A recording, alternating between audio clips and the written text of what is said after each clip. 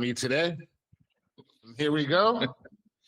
See, I don't trouble. I don't like your attitude. I don't like the way you're starting this. The 31st episode of the year. 31. That is a 3 and a 1, I believe. I can never really be sure until I actually start to do the dials. But anyway, welcome to Born in Trouble, 31st episode. I'm your host, John X. I have with me the illustrious Reggie Wood from parts unknown, Ohio. Are there any bears in Ohio, Reg? You said, are there any bears? Any bears in Ohio? You ever see any when you go riding? Never been chased by a bear? On your trail runs? On your trail run? Is that how you sprained your ankle, getting away from a bear? See, it sounds better if you say you were getting away from a bear. Yeah, no doubt. Yeah. So I just want to, I'm just trying to, bring the Midwest into the conversation. There's the Cincinnati Bears. Isn't there the Cincinnati Bears? Isn't that the name of the Bearcats? Oh, Bearcats. Bearcats. Oh, well, Bearcat, it's the same thing. Butt naked cats. We all know what people in Ohio are freaks. Reggie Woods. What's good, fellas? Happy New Year. Happy New Year. Yes, sir. Same to you, brother. And keeping with the Midwestern flavor, we're going to go with my man, the one, the only, Mr. Grant Lancaster, owner of City Wings. 2896 West Grand Boulevard, Detroit, Michigan. Come down and get you some. City Wings. Wings, that is. Mr. Grant Lancaster. What up, though? What up, though? And last but not least, because he refuses to be last, at least, he's just trouble all day long. From the time he wakes up in the morning until the time he puts his head down on his pillow. That's right. You may know him as that motherfucker, but I know him as Mr. Robert Press. You sound like you dated one of my, you dated one of my exes. That motherfucker. That motherfucker. Or been talking to one. Yes. See, now here's the thing. Like, I'm trouble from, all day long, every day. But, how many of y'all was like half asleep when the ball dropped the other night? That was rough. That was rough. I needed a bear. Yeah. To be in the living room with me. I woke up like I said I was gonna take a nap from 2 to 4. I think my nap was actually from like 4 to 11:30. And it's not a nap, Holmes. That's a full night's sleep. Right. You define nap the way you want to define nap. This is what I mean. You're trouble, Rob. You're trouble. I can't have anything. So that was my nap. And I woke up, I jumped in the shower, and I was just able to get dressed just in time for the new year. Happy New Year. All right. You jumped up, got in the shower and everything. That's nice. Yeah. I was able to wash it off. You and I get dressed up? Yeah, we got dressed up in nightgown and night materials anyway. Anyway, Rob, just trouble. I don't like your leading questions because I know it's leading someplace bad. It's not leading anywhere bad. I'm just seeing how old the group really is. Well, I was at a party, so see, Grant has a redeeming factor. He was at a party. God damn it. At least one of us was out doing something real. Where was the party at, Grit? I was at this spot called the Regency. My one of my cousins that works at City Wings, his 30th birthday. He's a New Year's Eve baby. So okay. Yeah, so it was birthday / New Year's Eve party. It was cool. Yeah. Yeah, it wasn't too young for me to be there. So I stuck around. Nice. So Yeah. What'd you do, Mr. Reggie Reg? What were you up to, bro? Man, me and the missus just sitting on opposite ends on the little sectional out here and just fighting the good fight to see the ball drop. Checked out that raggedy ass set that LL did. Yeah, I missed that. Yeah, And that's was the he word. I gotta say, the outfit that he had on, that Vuari fucking sweatsuit that he was wearing, or whatever the hell it was, not What's- gangster. What's up with this wide leg shit he wearing the last 6 months, bro? Like, Oh, is that some mid why is there? 50s? Why is his fucking purpose in life right now to look like a deferred Cookie Monster and shit? Like, why the fuck you dressing up like Cookie Monster? Nigga said a deferred Cookie Monster. Bro my man went from having the one leg up shit to now this shit with all this break down here at the bottom, this excess material around his ankle and shit. I'm like, that shit just look weird to me. Man, Yeah, these- I wasn't feeling that. Yeah, I gotta see it. you know, the old cats, you know, we just trying to stay relevant, or at least some of us are. You know, some of us. And when I say some of us, I do mean a group of men, not including myself. But you know, they out there trying to, you know, you gotta be funky, man. What would James Brown be wearing right now for New Year's Eve? He'd be wearing a one-piece leotard, right? Probably. So, you know, players gotta play. Yeah, I just don't his outfit did not scream player to me. Just did not. Is this him in the, Well, Rob, that's good. disco ball, the silver disco ball joint? I don't know. It's like an earth tone type. It was like a tannish.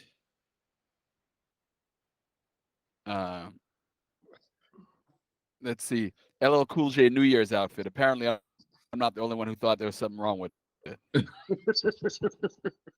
But he was rocking out on some of the Force tour they won. I often saw him rocking little ensembles like that. Yeah. You know what? What's interesting is that I was talking just this week. I had a conversation on the Wisdom app with somebody, and I was talking about how I had given up the barbershop years ago because of the fact that, because somebody came on and was talking about, did we talk about this last week, or maybe we didn't? Somebody came on the internet and they were talking about how there's all this misogyny up in the barbershop with men just talking shit and everything. And I was like, this just showed me how far men have actually fallen off, because honestly, one of the reasons why I stopped going to the barbershop years ago, decades ago, is because I got tired of hearing grown-ass men talk like a bunch of women as they got their hair cut. I just thought there was no more effeminate place at certain times to be other than the barbershop getting your hair cut. And to see that flipped by a gay man, a gay black man that was actually making the charge that there was all this testosterone that was up in barbershops. How do y'all feel? Like, y'all still go get your hair cut, right? Y'all still go. Do you feel like that, like, there's a lot of misogyny going on in the barbershop? And the reason why I say this, because like, we're sitting up here, we're making jokes about LL's outfit, and I don't see anything wrong with that. That's just jokes. But in the barbershop, it seems like there's a whole bunch of like nonsense being talked about. I mean, is it just me? Am I wrong? My spot's a little bit different because my guy works by appointment only. And so when you go there, there's never more than one other person there. Mm-hmm. So it's just, you know, it's kind of intimate, and like he cuts in New York during the week, then he comes down to Philly just to handle his Philly clients. And so it's a different kind of conversation that goes on in that barbershop. When I used to go to the shop, I mean, you know, there's guys in there talking about pussy, talking about their conquests. You know, the shop that he had before this, he had like 10 dudes cutting hair in there. So you heard all manner of conversation. And there was some mild misogyny in there. I would say that he tried to keep it.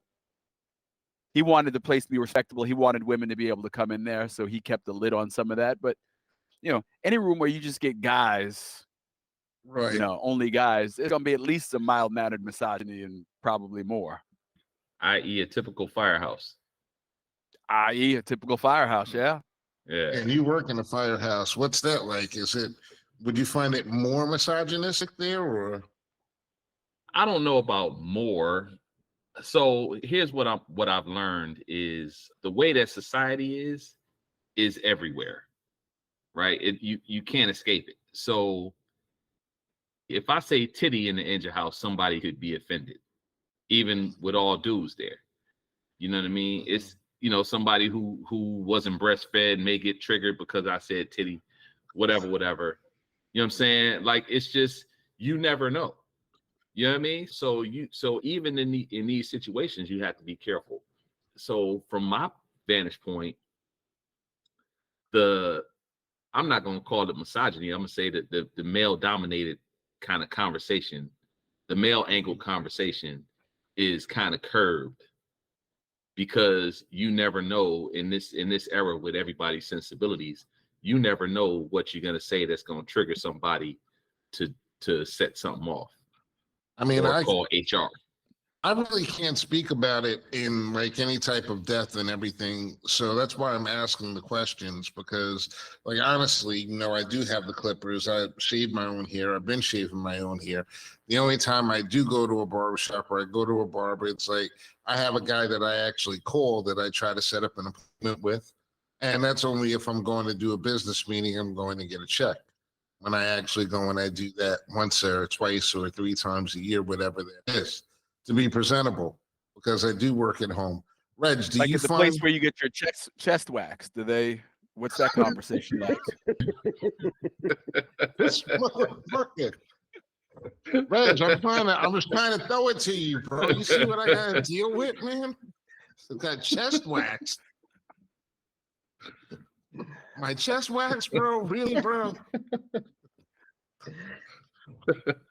Hey, I've talked about it numerous times, how starting in maybe 2005-ish to 07 or something, I started moving myself farther and farther and farther away from the barbershop conversations.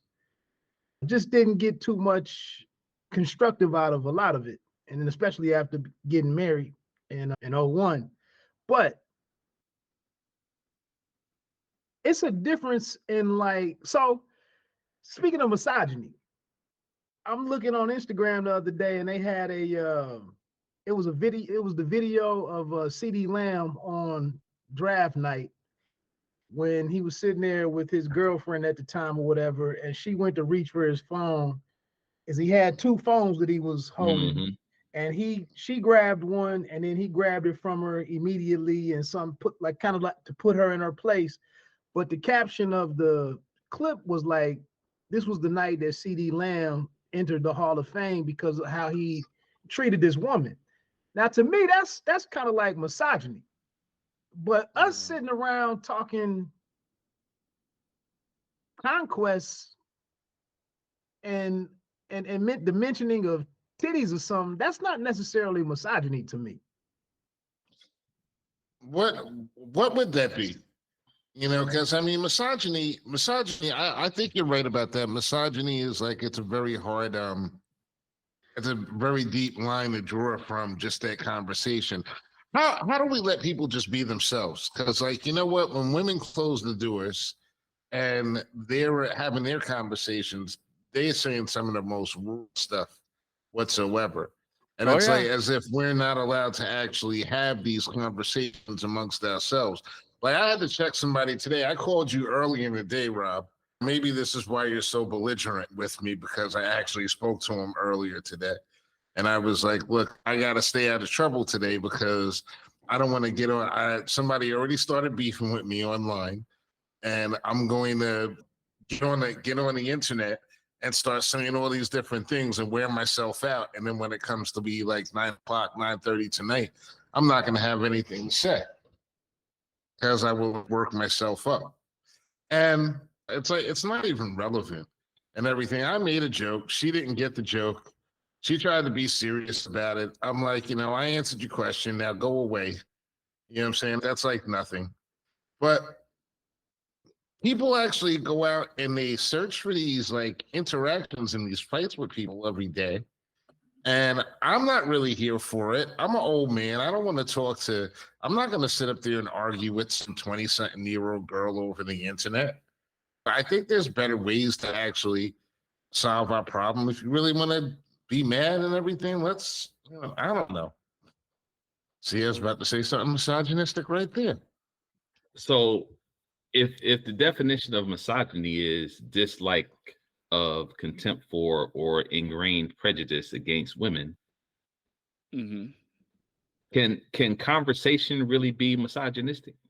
Well, I mean, you know, when you talking to, you know, there's some dudes who throw it out there who have that conversation. You can have that conversation in a respectful way, like, hey, you know, met up with this chick last night, you know, we hitting off, bang, bang, bang, you know, and you reveal the details without revealing the details. But then you also know the same dudes had that same conversation, and the whole time she's a bitch and everything she's doing is, you know, sort of disgusting. Like, you wanted to do the disgusting thing, but then the moment she does it, now you labeling her something else. You calling her out her name because she did what you don't wanted her like to it. do. Right. So I mean, that's there, that conversation, depending on how it's being had, the way that, you know, the acts are being labeled, the way that the person's being labeled. You know, Right. yeah. I mean, you've had some conversation with a dude, and he's never said the word woman, lady, girl once, Mhm. but you know, he's called it every other name in the book: bitch, Caesar, this skank, whatever. So I mean, that's how that conversation sort of slides from one realm to the next, depending on how, you know, it's being framed, how she's being framed in the conversation. Yeah, I definitely got to look at the spirit of the brother that's saying this stuff, and like Rob just said, yeah, because we still have to talk about what we got to talk about. But if you just doing this with true disdain in your for her in your storytelling, B ho then skis Yeah.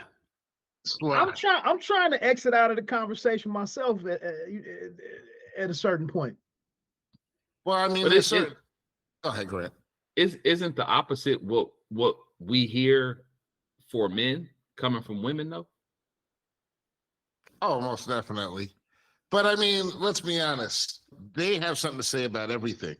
Once you get to a certain point, True. there are certain women out there that no matter what you say, they don't have anything good to say about a man. They will never ever have anything good to say about a man. And you can say that to them, like I have, and get in trouble and everything, because like, but the truth of the matter is though, there's certain women out there that just they don't have any types of they've learned either from experience or from their parents. They've learned that men ain't nothing. They're not any good. They're useless. They're only good for one thing, which is money. Men are dehumanized. And I think that's part of the problem with like relationships. And like we make jokes about it, but when you're trying to get a relationship with a woman, and a woman automatically dehumanizes you before you even walk into the door and everything. You have women that see men as nothing but wallets. Right. You're not. How are we having a human one-on-one connection? How are we supposed to have this love and this affection for you while all we're doing is like spending money? Here's the thing, though. When you meet those women, you're supposed to turn and run. And too many times we throw our wallet in the air, we throw cash around, and then we get mad that they see us as nothing more than a wallet. Like, yo, you flashed your shit to get her attention, and you got exactly the kind of attention you were looking for, and now you mad about it. Like, there are ways to approach women, or you know, when I meet women and they start talking that bullshit, let's keep it moving. So Like, I'm not trying to. Yeah. At the same time, when and just playing devil's advocate, when you know men use their wallet, women use that meat wallet. Yeah. So I mean, I'm saying, so it's so in my estimation, I think the problem with relationships is that we don't really understand how to make choices, which is where I think Rob was kind of headed. We make bad choices, man. Yeah. We don't, and I'm saying this as a person who has made bad choices.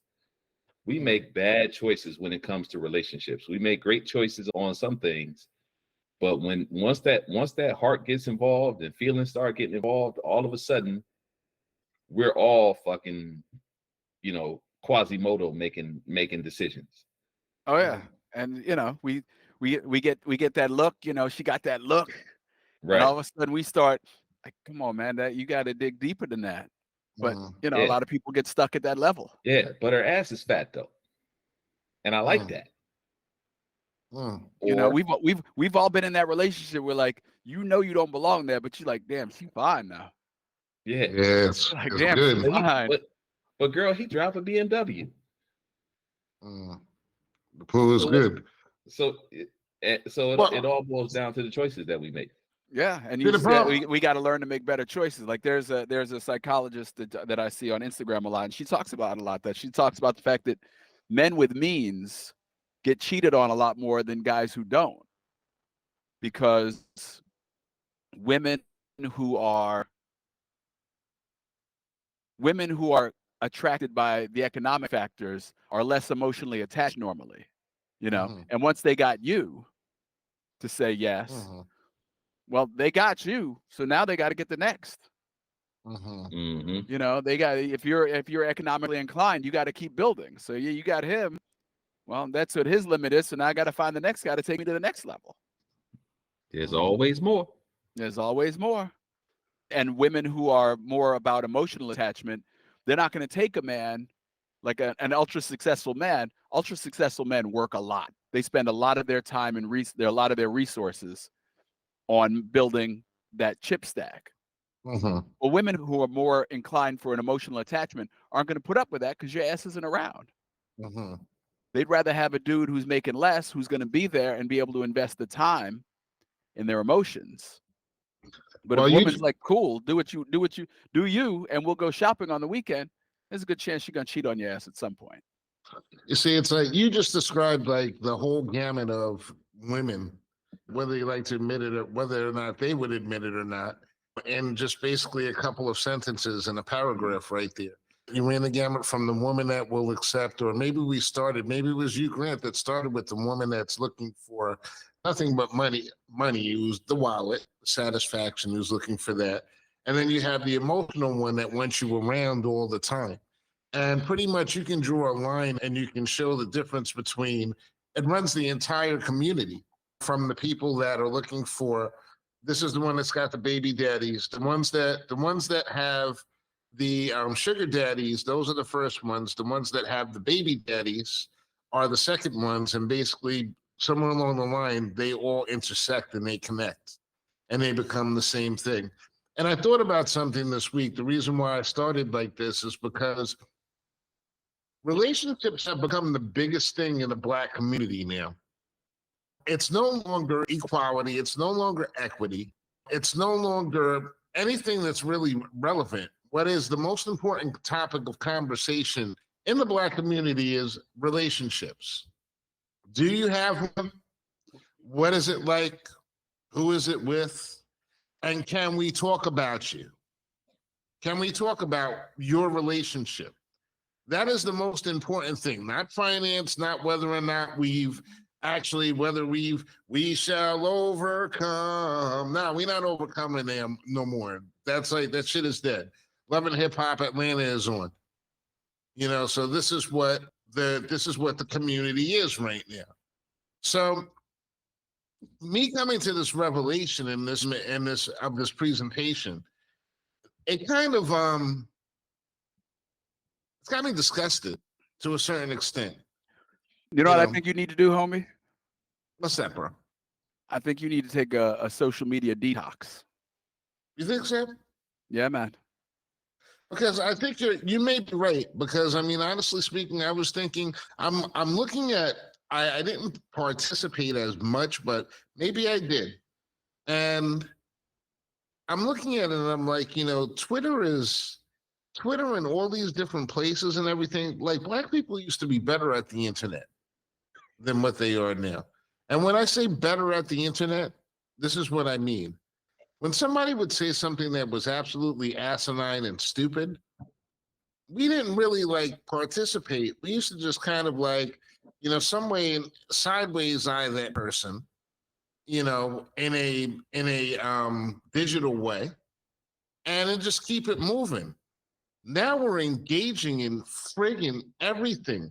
People have been engaged. I've been watching the whole thing about Cardi B.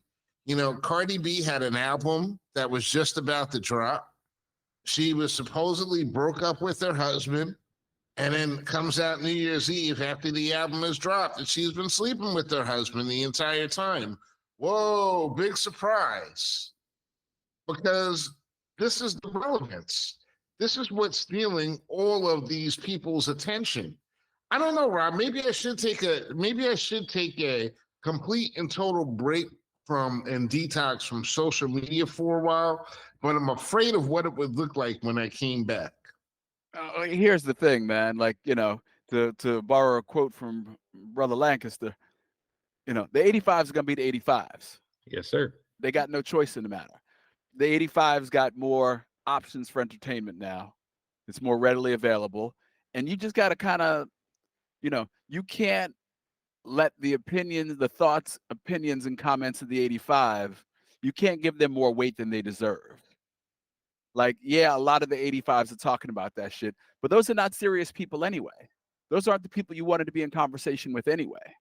But the squeaky Like- wheel gets the grease, though.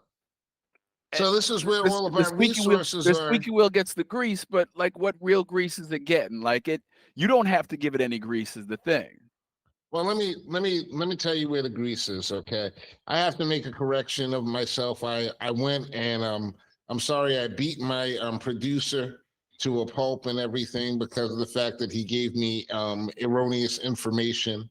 That producer's name is Johan, and that's actually my that's actually my evil twin. Really? Because Johan, my evil twin, is also not my Fred? producer. He actually comes up. No, we're not talking about him, Rob, because now you're giving away my aliases, bro. So I had said that there were only two. You realize you just told on yourself, right? You just let that go, and then it is nothing happens. But by you saying now you're talking about my aliases, you've given people a clue. Well, that's because I have more than one. So it's like perhaps I use that one to throw them off of the stink, and then I'll just be gone and swimming underwater in my submarine, which I purchased years ago. But anyway, so now they have to look for a submarine too. That's the way it works. See the way that works. You got to set up plans along plans and possibilities. It's a spider web. It's a spindle like the multiverse, my getaway plan. So generally. See, you threw me off. But what I was talking about, what was I talking about before you Johan came in and gave you some erroneous information. Yes, Johan gave me some erroneous information. It wasn't 2 congressional bills. It was actually 27 bills that came into law last year. So I apologize for spreading false information. It wasn't 2, it was 27 bills that were passed this year for the people. Because I was railing about how people are distracted by all this bullshit, all these things that are going on the internet, Cardi B and Kanye and all this.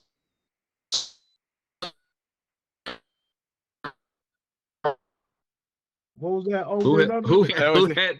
Who had 30 minutes in the pool? Damn, I forgot to put my money down. I definitely went on the under. We blew through my time long ago. I'm sitting here with my chit still in my hand.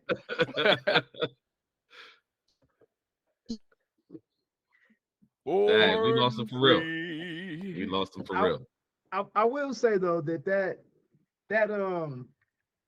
social media detox is serious, man, because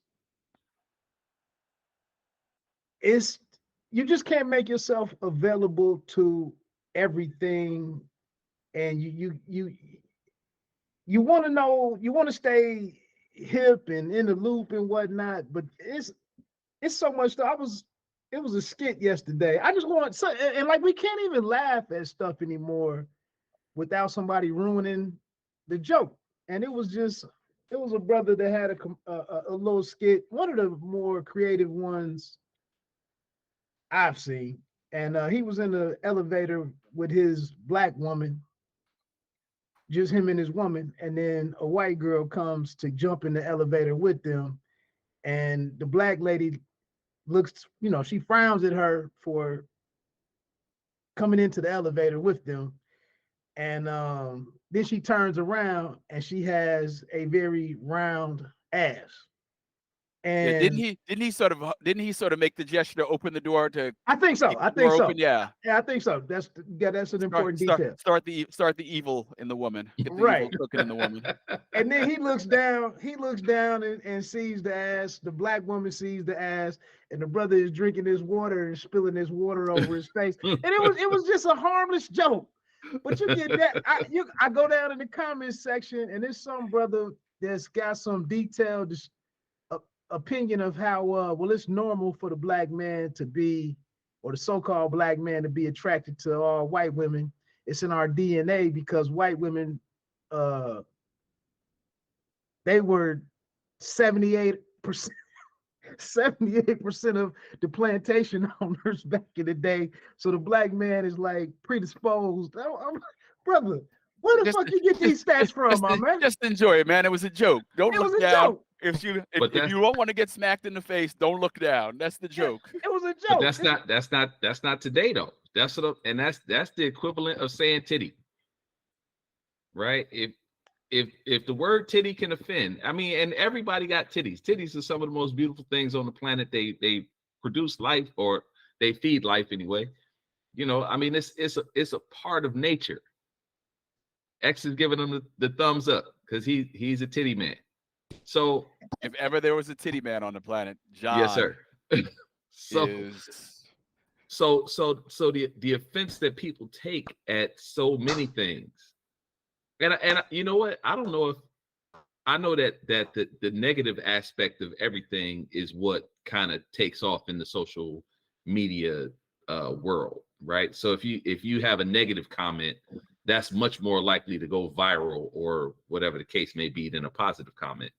So in my mind, that's a lot of the reason why people put as many negative comments up as they do about every single fucking thing. Yeah. Right? Because I want to be as hot as I can get, right? I want my 15, it probably ain't even 15 minutes of fame anymore. Now it's probably more like 15 seconds. But I want my 15 seconds of fame. That's what helped me get off of Twitter. Because I would sit around at that time, 6-7 years ago, following Jamel Hill or maybe Stephen A. Smith or Michael Smith. I sit around with my best shit, which was something positive, because I don't really do negative online. But I say something to whatever the little joke or little topic of the day that they got going. I didn't put my best out there. They never acknowledged it. But then the person that said some simple negative shit about Stephen, some snarky shit, or hit Stephen A on his hairline or some shit, some lame low-hanging fruit shit.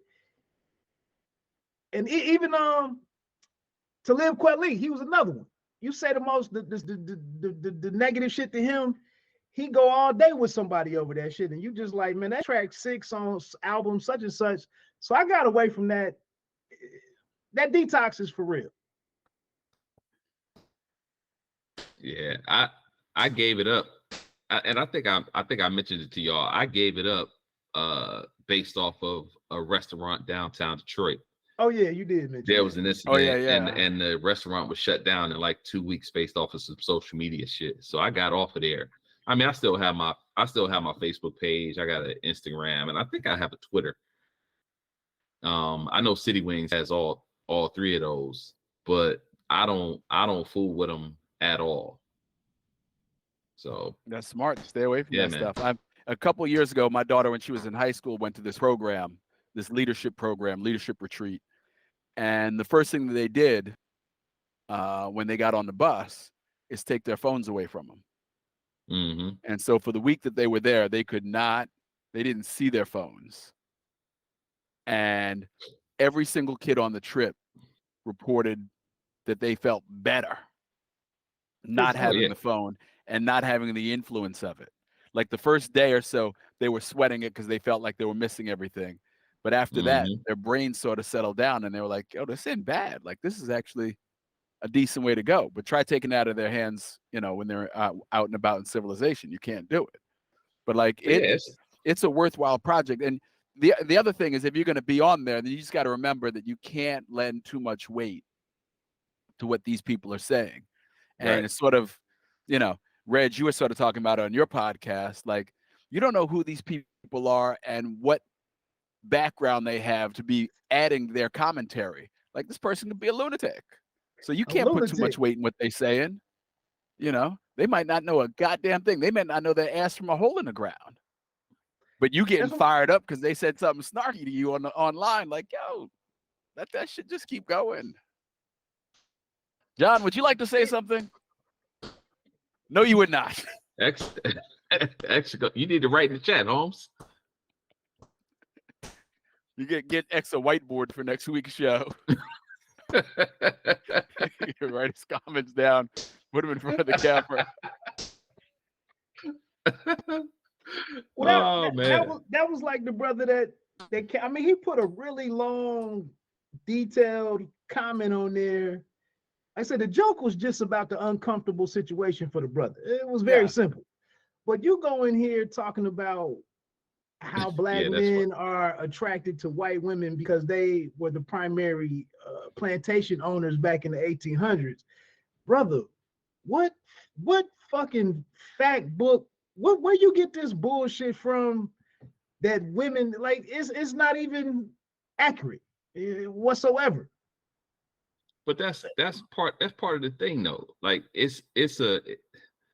everybody wants to be intelligent. Everybody wants to have, you know what I mean? Like, and I don't know if 80% of slave owners were women or not. I mean, I'm sure, the men that own slaves, some of them had wives which made them slave owners. Some single women, I'm sure, had slaves. So I mean, Actually, I guess it could be true. Actually, they were traditionally serial killers. The most violent slave owners were female slave owners. But go ahead. So that just to kind of poke a hole in that whole theory of that brother on Twitter that he thinks he's looking at them because they sexy, like they were coming in there and they were wiggling their asses at the slaves and everything to try to get them all horny for something that they couldn't get. It was more likely that the slave would be cowering when that white woman came in there because they were the most violent out of the slave owners, apparently. But go ahead. But if you think back though, the good Reverend Doctor in Jungle Fever told the story about how the white woman was too pure for even the white man to touch, and somehow she had to get that nut somehow. So in the middle of the night, she would sneak into the slave quarters, find her a mandingo, and get it off. And I don't doubt that happened on some occasions, probably on several occasions. But I mean, so I guess what I'm saying is there could be some truth to that on some level for some people. But there's some truth. I imagine that there's some truth to most things on some level for some people. It's a no-win situation. I don't even understand why. I think what I'm saying is, though, I'm taking social media a little bit differently now. I don't think I really put it out there the way that I should have put it out there to explain what is really aggressing me about it. It's the utter willingness to just basically swim in this stew of bullshit all day long. These people are seriously upset about Taraji Henson having $12 million and a mansion. Like, yo, listen, like, yeah, sis has been aggrieved and she has been, she's definitely been underpaid on a lot of her movie roles. But like someone said, they have this meme with her and Ellen Pompeo. Ellen Pompeo was in a series for 20 years where they get like $500,000 an episode.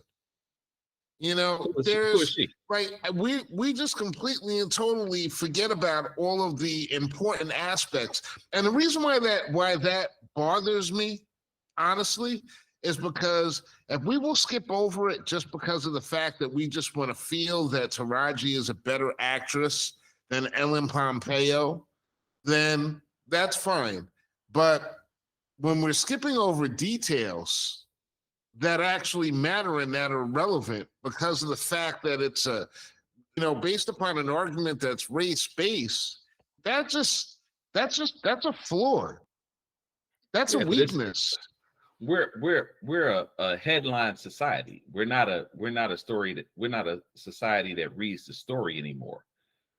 We read the headline and possibly the first paragraph of under the headline, and I then don't we even on to think the next. I don't even think we read that subtitle anymore. I don't even think we get to that shit. I guess We may not, but I guess I'm like a teacher that's that's reading it, that's going over the homework and reading the assignment, and not just looking at the answers, but looking at the equation of how they got to it. And I'm just like, we're so yeah. fucked. Hey, John. But you talking about showing the work, right? Remember in math class, you show the work, you could get partial credit based on, you may not have the answer right, but if you had the process correct, you could get some portion of the credit for it.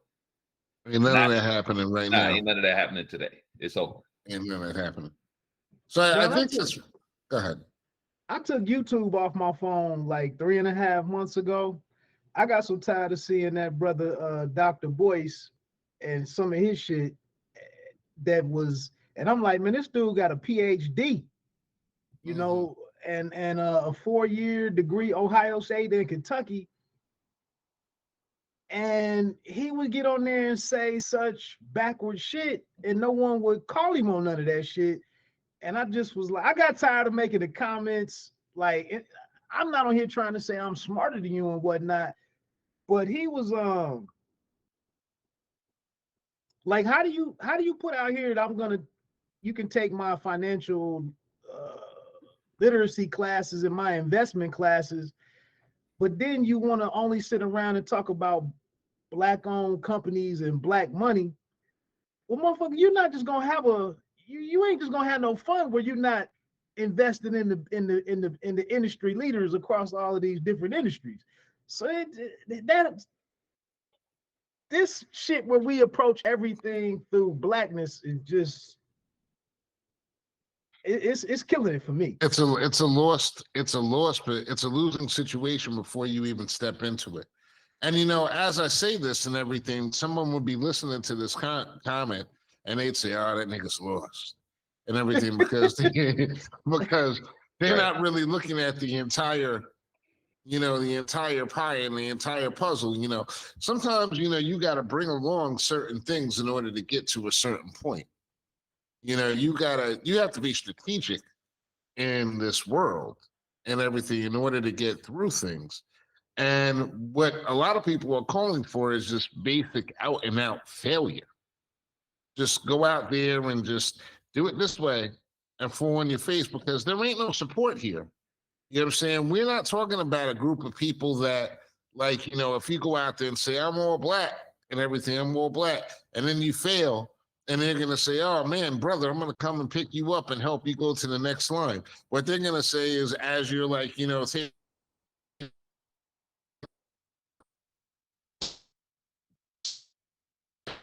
Well, it was nice while it lasted. We lost them again. But to X's point, though, I think that a lot of what we talking about when you start talking about just kind of supporting Black businesses and Black money and all this kind of thing, ideally, it's beautiful. But you don't have the buy-in from enough people, right? Because there's clearly money in our community, right? And I mean, not on it's not permeating our entire community, but there's some real bread. I mean, we spend the most money in this country, and per capita, we spend the most money in this country, and we spend a lot of fucking money. So we have the means to do certain things. But if all you want to do is support Louis Vuitton, if all you want to do is support Gucci or Polo or whatever, you support. Now, when it comes to, I understand if you're going to buy a car, you're going to probably buy a car that's made by white folks, right? if you know, it's certain things that you can't get away from. Right. But the point of it to me is to kind of be within but without as much as possible. But the problem with that is no one wants to be without at any time. Delayed gratification is not a thing.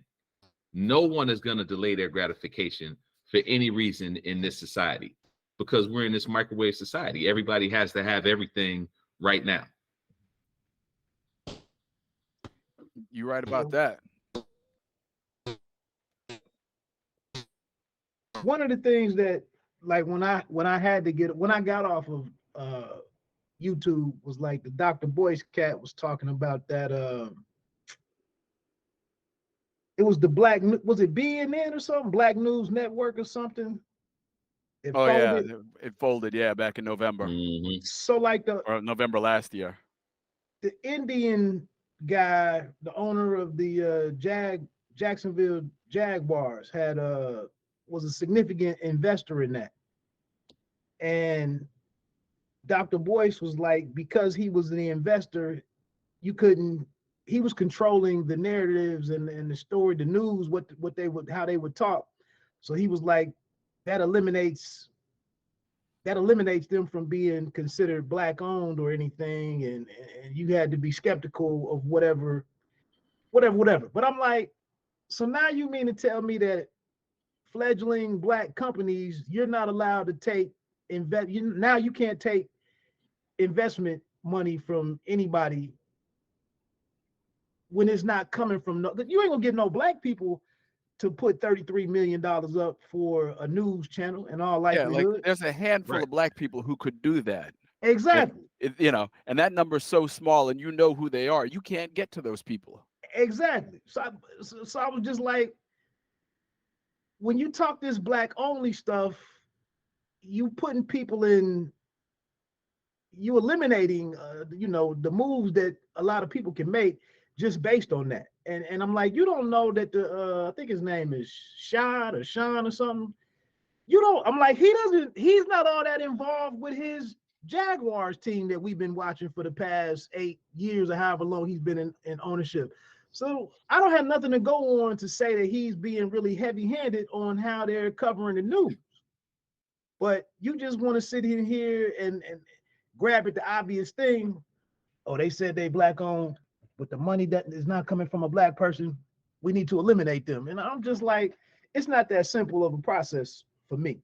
Yeah, and also, I mean, all these people who are putting on the news, it's not like we went and grabbed a bunch of people from Wakanda, and now we gonna put them on the news here and shit. These are all a bunch of black people who grew up in America. Like, they're telling the stories that they've, the news is what they've known it to be their whole life. They're just trying to find news that tilts with a black spin, but you ain't gonna get no revelations like that. There's not, yeah, you'll get some more positive stories. You'll get, maybe you'll see some more white perp walks and less black perp walks. You'll get some stuff like that that's cool. But for the most part, the news is going to be the news. Exactly. So, if you're in a black city, there's a very good chance a lot of the news with black people in it is going to be kind of negative, because you have a large black underclass in those cities, a lot of black poverty in those cities, and those people act out. I gotta tell you, first of all, thanks a lot, because if I didn't disappear at least once a show, it wouldn't be official. Second, we just got to remember to get the official pool going next time. Okay. I gotta get my chit turned in. Okay. But the second thing is that, like you said, though, I'm wholly disinterested in seeing which race is doing what to whom. Which these people are. I was looking, and that was another thing that had dragged me into this morass today. There was an interview with these Africans talking about rape, and they're trying to push this narrative like these people live by rape. And I remember growing up in the 80s when there was still apartheid South Africa. Rape was the one thing that I knew about South Africa besides apartheid, is that something like 50% of the women who had grown up in South Africa, white women, had been raped. And I even Charlize Theron, she refused to talk about it, but they've so it's like rape is something that's done by everybody. Okay. Murder is something that's done by everybody. Theft is something that's done by everybody.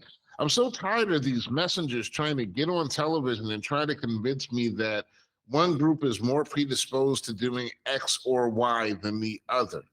It's not, it's like this is how they continue. And I just get the feeling every time I see something like that put out there and posted and pushed in that manner, I can't help but thinking whoever is pushing that narrative, whether it be all the way down to the platform, the people that come up with the concepts and all that other stuff, I can't help but thinking that these people are the actual cretins and deplorable people that we live amongst us that want everyone to be asleep at the wheel so that way they can be raped, murdered, or robbed or killed by whoever it is that looks like, whether they be black, white, Indian, Hispanic, or whatever. You know, I just can't get behind these narratives. It's obvious. It should be obvious to everyone that we all grow up, like Rob said, hey, we all went to the same schools. We go to the same places of business for a long time. We've been educated in the same way. Percentage of the fucked up people is pretty much the same, except for based upon, like, you know, Oliver Twist and shit like that. If you don't have money, if you don't have food, you're predisposed to rob because, damn it, you're hungry. It's basic understanding of human nature. They knew it in the 1600s when they were writing, when Victor Hugo wrote Les Mis. Les Mis. You know, these things haven't changed. But in modern society, we've made those things character flaws. I don't like we have an economic system that is set up. A certain amount of people have to fail in the economic system. You can't, the Walton family can't make billions of dollars a year unless they're underpaying a shit ton of people. It's built in to the system that some people have to fail. But instead of saying that's a product of the system, we have to find a way to keep those people afloat, we make it seem like it's a character flaw and there's something wrong with those people, that they're not earning more, that they're not doing better. But you send them to shitty schools. You don't feed them. You send them to shitty schools. You know, you preach a message of division to them for 30 years, and then you tell them it's their fucking fault that their life's fucked up. That's a really shitty deal right there. And that's what we do. That's the mindfuck of the world. Yeah. That's really it's really psychotic when you think about it. It's really psychotic and despotic. And I just don't understand how people don't understand that the people that you admire are the ones that are oftentimes the worst of the worst. They're like really the worst people. They're like disgusting. So I don't know. I'm at a loss for a lot of different things, for a lot of answers, and you know, I've got nothing but time on my hands and trouble and everything for, you know, at least the next couple of weeks until like you might want to Juan take a little visits my internet door. detox for a little bit. But it's hard because you know what? The thing is, I have to be on the internet in order to do the things that I need to do. You know, and it's like, and I'm not on it as much as you would think. You can go to your MLS sites and all that shit without detouring to Instagram. You can go and do what you got to do without reading page 6 of the New York Post. Bro, I'm really not, you'd be surprised how little I actually am on the internet. It's just the things that actually catch me. They catch me good. You know, they get me good. And it's like designed today, to for do that. example, It's designed to get you. Today, for Y'all example, said something on here last week. Maybe you, John. And the next morning when I got on my phone, that shit was in my Instagram feed. And I'm like, man, I ain't never said this shit. They listening to Board in Trouble now. Yeah. Honestly speaking, like, you know what? I've always felt this for a very long time, and it's been going on for years since I've been quote unquote a super friend. I may not be greatly popular amongst the people because it's not really my desire to become greatly popular amongst the people. I never really pushed anything. I've not gone to the interviews. I've not gone the extra mile and everything. But I feel like a lot of the ideas and a lot of the things that I put out there, they've really become a part of they really do become a part of the public lexicon. A lot of the stuff that you watch a lot of the shows and you watch a lot of people talking and having conversations after we do our shows, and their content will mirror what we've been saying already. And the thing is, the only difference is big fish eat little fish. So it seems as if you would listen to our podcast like we were actually copycatting them, but in reality, it's like they were listening to us. And I don't really care. Honestly, I don't really care because to me, first of all, imitation is the greatest form of flattery. So I never had a problem with that whatsoever. I've had people biting my shit ever since I was a kid. Whether it be lines to talk to girls or whether it be this shit. The imitation is the greatest form of flattery. I'm not even mad at it. As long as it's driving that, it's like moving something, we're putting something positive out there in the ether. That's all I really care about. And this is why I say that why I come in here and I do attack these things so virulently, because I feel like, some people do pick up on these points of view and they're like, you know what, that is right. Fuck these people. Let's not let them like drag us down so quickly. I want to go down fighting. That's all I'm saying. Yeah, I mean, Yeah, I don't want to fight with those people. I want to let them be them. I want to let them say their dumb shit over there and just bro, I let them over here. Listen, I let them say what they like. The funny interaction I had this morning. I said a joke. The person came back afterwards and said, no, it was a female. And she was like, no, I want to know why you feel this way. And I was like, yeah, well, because the joke I made, it was actually pretty funny because they were comparing Ellen Pompeo with what's her name? Taraji, yeah. Okay, with Taraji. And I was like, the messed up part about this is that generational wealth is not going to go to us because she's married to a black man and he's going to get all that money instead of, and I said, oh, well, wrong thread. LOL. You know what I'm saying? Because the big joke was that high quality men marrying white women, the generational wealth goes to everybody. Like, I have to explain this to these people. You have to explain the joke.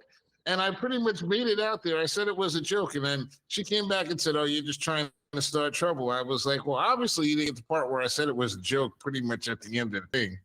So, like, you just need to, back up and just go away. I think it's weird for you to come on to a thread where a grown man tells a joke and you're telling a grown man what to do. You're not my elder.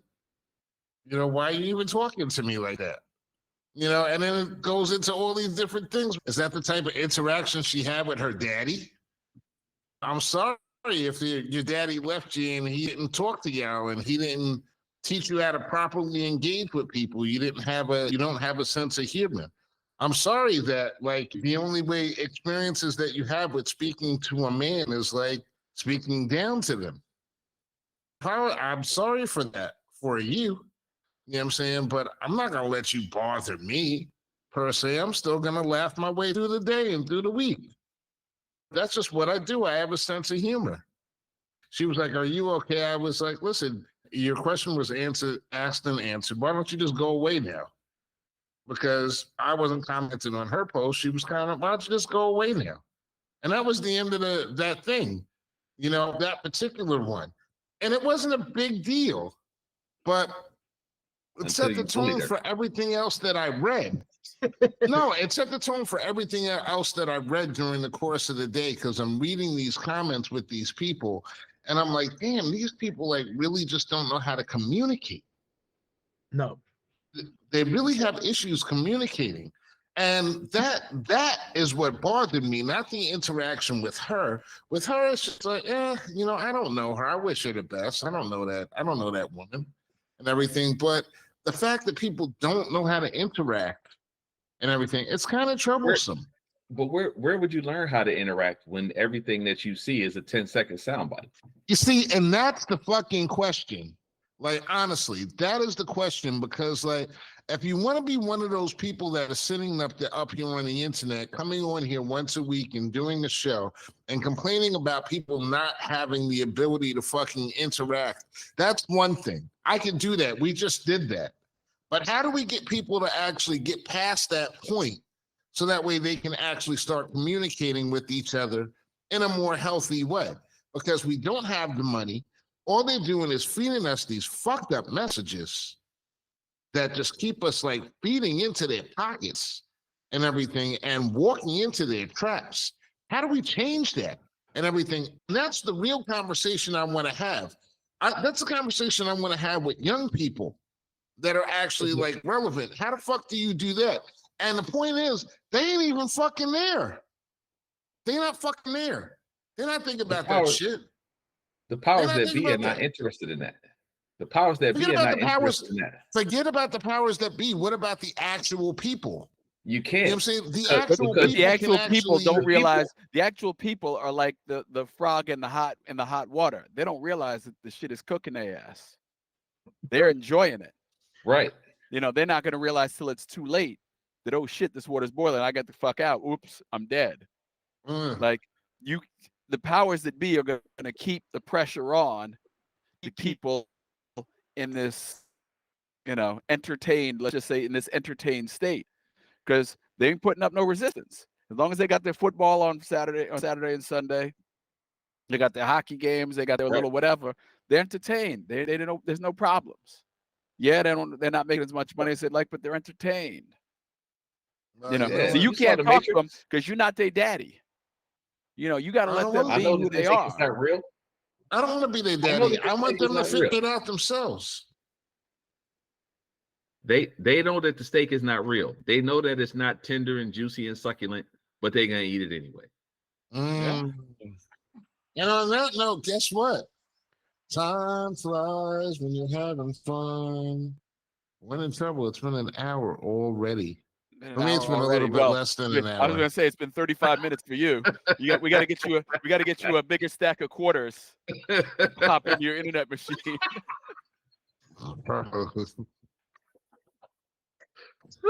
This guy. For the record, it was not my internet. It was my laptop.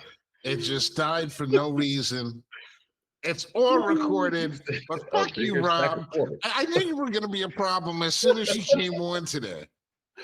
Damn. Wood, you got something to say about this, Wood? That brother came in. That's Robert Cooks tonight. Robert Cooks. Oh, Lord. Anyway, Born in Trouble, 31st episode, first of the new calendar year. I'm going to give a big shout out to Mr. Gene Hopkins. Mr. Gene. Yes, sir. Where you at, G Hop? Gene, where you at, Gene? We miss you. We're about to put your face on a milk carton next week. You don't show up, bro. We need you. They're getting all this. I'm getting all this abuse. What abuse? Don't you want a piece of this? Don't you want a piece of this, Gene? Nah, you know, Gene's gone vegan now. He's not choosing violence anymore. Well, I don't know. I always make a very good, easy target, so maybe I'll throw myself out there. But listen, from New Jersey, Mr. Brooks with the good looks and the bad jokes, Robert Brooks. See, now, I enjoyed them. I'm not sure if you did, but sure he did. When they're at your expense, you know, it's. You know what? I get a lot of them at my expense, and they, you know, if they funny, they funny. Funny is funny. Yeah. Listen, bro. You're hot today. See, the difference between us and them is that I can laugh at this. I'm gonna listen to this again. I'm gonna have to edit it and listen to all your bad jokes and your qualms and your quirks and everything, and I'm gonna have to laugh at it and just move on and just try to get past it and everything. I'm not going to go into my cocoon. I'm not going to complain about how unfair the world is because Rob came up with all these good jokes last week and I didn't have anyone to write them for me. Sure, I'm going to have to talk to Johan again and see what we can do about getting better production. But until next week, this is what it is. So from Ohio, parts unknown, Mr. Reggie Wood. Appreciate it. Appreciate it.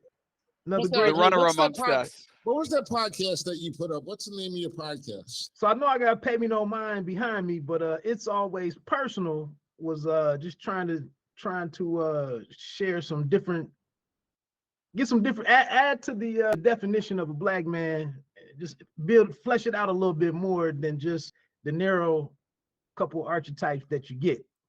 So listen, if anybody's listening to this, or when you do listen to this, give a listen to that podcast from Mr. Reggie Reg. Don't do like Rob does and don't support black businesses whatsoever. No, I appreciate Rob gave me a couple of he listened to at least 6 No, he minutes. didn't. No, he Which is didn't. cool. And of course, take from it. Detroit, Michigan. I heard the whole thing. He did not. He did not. From Detroit, Michigan. Almost City Wings. 2896 West Grand Boulevard, Detroit, Michigan. Come down to get you some. Wings, not Amish girls, Mr. Grant Lancaster. Nope, That's Rob right. did not support you. He didn't listen to the podcast. He's a bad guy. I was triggered by the quarters comment. Just FYI, it brought back bad memories of doing laundry in Drew Hall. Okay. Okay. I was Noted. trying to explain to my daughter the other day, running Mhm. phone cards. Right. Man. Running phone cards. She's like, the concept of long distance costing Did- money is like not anything Right. she can understand. And so I was telling her about running phone cards the other day, and that really was like, what? Like, yeah, it was kind of criminal, but it was low key criminal. Right. They How, must- how much money was made by long distance phone calls that are no longer a thing? My first job out of college was actually working as a telephone operator for AT&T. I remember that. Yeah. So I had remember plenty of phone cards at one point. Not that I stole them, but Hey man, Yeah. it's after my first month of college, the first phone bill that came home was like $2 and change. So that put a stop to the weekly phone call home. yeah, we didn't even Oh, yeah. Almost immediately. But after that, it was all, you still got to talk to the girlfriend and shit. Like, so after that, it was all running cards. I wonder how much of those charges got reversed and her mom wound up paying.